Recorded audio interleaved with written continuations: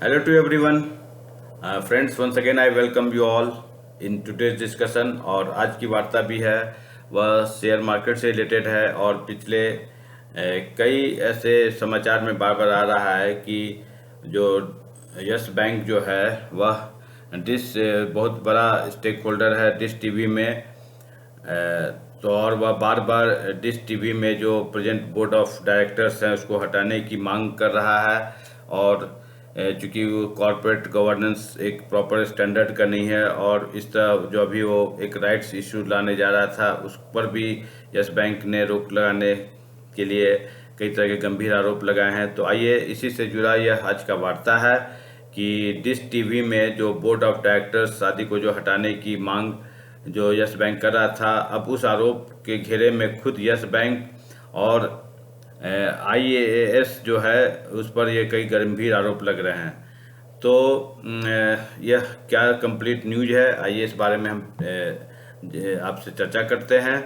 सो ये dish TV और yes bank के में जो है ये जी बिजनेस, क्योंकि डिश टीवी के एक प्रोमोटर के रूप में हैं, तो उन्होंने उनके सहयोगी ने इस बारे में आज समाचार और कई तरह के मुद्दे खड़े किए हैं कि यह यस बैंक जो है यह किसी कॉरपोरेट घराने के इशारे पर यह सब कुछ कर रहा है।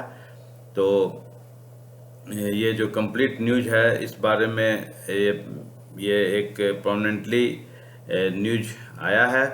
तो इसमें शेयर बाजार में चूंकि ये लगातार पिछले कई दिनों से यस बैंक और डिश टीवी चर्चा में है, और यस बैंक ने डिश टीवी के बोर्ड में जो अभी प्रेजेंटली 5 डायरेक्टर है उसको हटाने का डिमांड किया, और इसे सेबी के पास ये प्रस्ताव भेजा है। इस प्रस्ताव को जो प्रॉक्सी एडवाइजरी फर्म आईएएस ने भी सपोर्ट किया है, लेकिन अब यस बैंक और ये जो प्रॉक्सी फर्म है आईआईएएस खुद ही तरह तरह के सवालों में फंसते जा रही है। अब सवाल ये उठता है कि यस बैंक को इस तरह के आरोप लगाने के पीछे क्या मंशा है। अचानक इस तरह के बोर्ड ऑफ डायरेक्टर्स आदि हटाया जाए, राइट्स इश्यू से अभी नहीं जारी करना चाहिए, इस तरह की डिमांड क्यों की जा रही है, किसके इशारे पर यस बैंक और जो प्रॉक्सी फर्म है आईआईएस यह सब कर रही है। सो इससे यह क्या हासिल करना चाहती है। सो निश्चित रूप से ऐसा लग रहा है, जो जी न्यूज के स्पेशल संवाददाता ने कहा है कि ये सब किसी कॉरपोरेट घराने के इशारे पर ये सब किया जा रहा है। सो यस वास्तव में यस बैंक की यह जो डिमांड थी उसके पहले प्रॉक्सी एडवाइजरी फर्म जो एससीएस ने सहमति देने से इनकार किया है, और प्रॉक्सी एडवाइजरी फर्म एससीएस ने अपने खास नोट में यह कहा था कि डिश टीवी के बोर्ड में बदलाव नहीं किया जा सकता है। इसके पहले इस तरह का कोई भी अगर हम प्रस्ताव लाते तो ministry of information and broadcasting की मंजूरी लेनी होगी।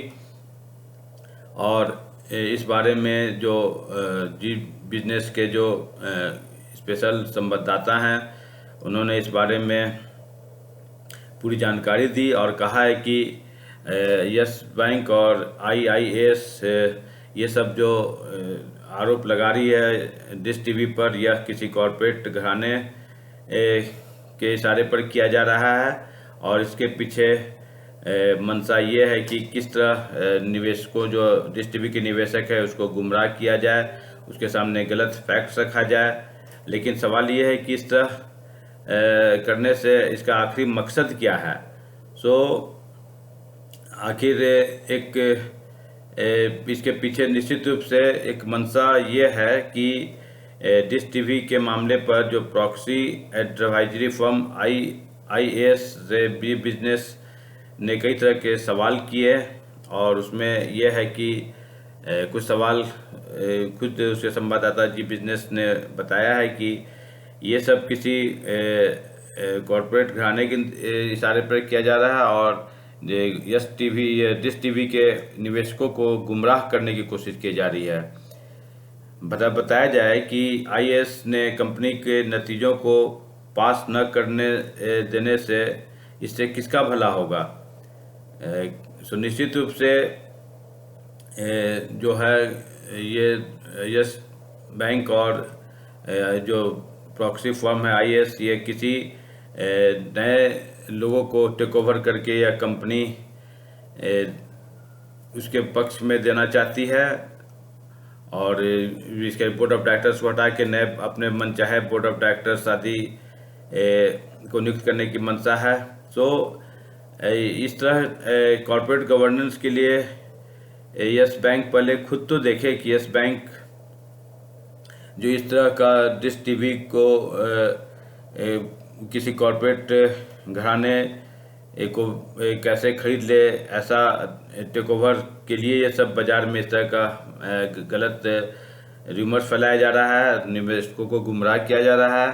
सो यस बैंक ने यस टीवी के लिए अपने नॉमिनी का प्रस्ताव दिया है और कहा है कि ऐसे व्यक्ति को डायरेक्टर बनाया जाए जिसके खिलाफ सेबी ने कोई प्रकार का कोई आरोप आदि न हो। इस बारे में सेलेक्टिव डिस्क्लोजर देने का भी आरोप के बारे में जीटी बिजनेस के संवाददाता ने कहा है। सो यस बैंक ने इस बारे में सेबी से सेटलमेंट किया है और यह डिश टीवी के बोर्ड में नियुक्ति का प्रस्ताव के बारे में कहा है, जबकि खुद जो प्रॉक्सी एडवाइजरी फर्म है आईएएस और यस बैंक के जो स्टैंडर्ड है उसमें कोई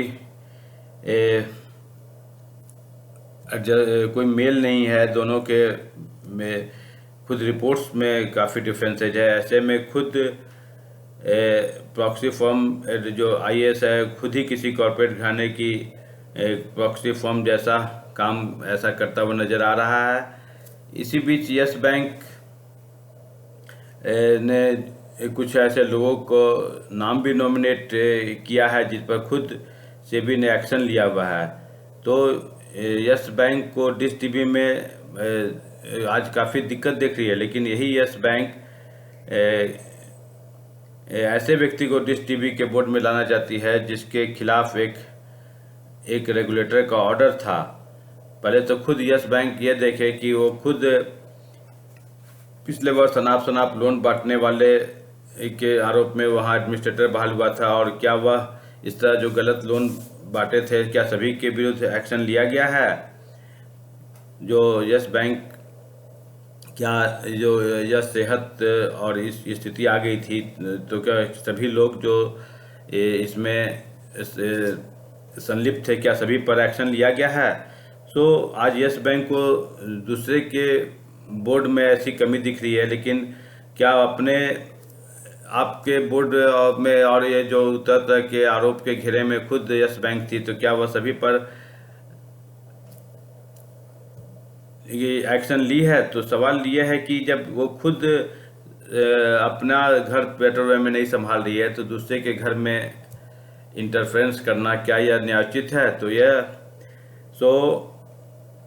ऐसा जी बिजनेस संवाददाता ने यह साफ कहा है कि आज उन्हें डिश टीवी में बोर्ड ऑफ डायरेक्टर्स जो है प्रेजेंट उसकी में कमी दिख रही है और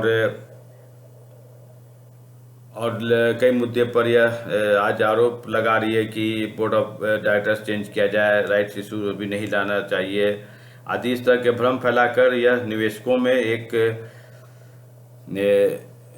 कंपनी का जो कॉन्फिडेंस है उसको कम करना चाहती है और यह साफ जाहिर होता है कि यह किसी दूसरे अपने मनचाहे डायरेक्टर्स आदि को डिश टीवी में लाना चाहती है।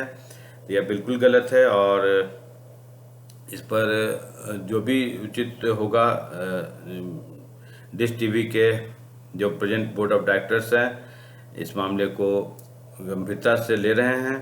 इसी के साथ जो डिश टीवी में बोर्ड ऑफ डायरेक्टर्स लाने की जो मांग कर रही थी उस पर खुद यस बैंक और जो एडवाइजरी फर्म LIAS है वह गंभीर आरोप के घेरे में फंस गई है। तो यह मैं समाचार जो आप लोगों से अवगत कराया है उसको मैं समाप्त कर रहा हूं। मैं आशा करता हूं कि आप सबों के लिए निश्चित रूप से इन्फॉर्मेटिव होगा, चूँकि आज जिस टीवी में भी काफ़ी आम निवेशक जुड़े हुए हैं। इसी के साथ आप सबों का धन्यवाद। Thank you very much.